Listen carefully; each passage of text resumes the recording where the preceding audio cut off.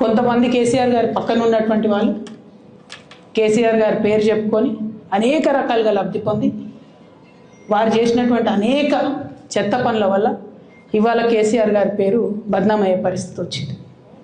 అయినా మళ్ళీ వాళ్ళని మోస్తాం, అయినా మళ్ళీ వాళ్ళని ముందుకు తీసుకెళ్తామని అనుకుంటే పార్టీ ఎట్లా ముందటికి పోతుంది?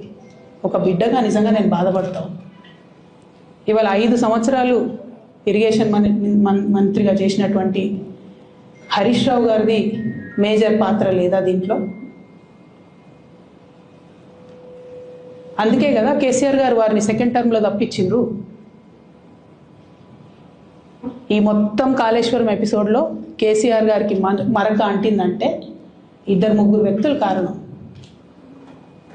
మాజీ రాజ్యసభ సభ్యుడు ఒకలైతే, హరీష్ రావు గారు ఒకలైతే, మేఘా కృష్ణారెడ్డి గారు ఇంకోటి, మేఘానో బోగానో ఏదో. ఈ పెద్ద పెద్ద కాంట్రాక్టర్లు అందరితో కుమ్మక్కై కేసీఆర్ గారు ప్రజల కోసం ఆలోచన చేస్తే, నీళ్ళ కోసం ఆలోచన చేస్తే, వీళ్ళు సొంత వనరుల కోసం, డెవలప్మెంట్ కోసం, ఆస్తులు పెంచుకోవడం కోసం ఆలోచన చేసి ఇవాళ మీ వల్ల రేవంత్ రెడ్డి లాంటి వ్యక్తి, తెలంగాణ ఉద్యమానికి సంబంధం లేని వ్యక్తి, కేసీఆర్ గారి కాలి గోటికి సరిపోని వ్యక్తి, ఆయన నిలబడి కేసీఆర్ గారిని చేయెత్తి చూపించి కేసీఆర్ గారి మీద సిబిఐ ఇవాళ నేను వేస్తా అని చెప్తున్నాడంటే కారణం ఎవరు దీనికి?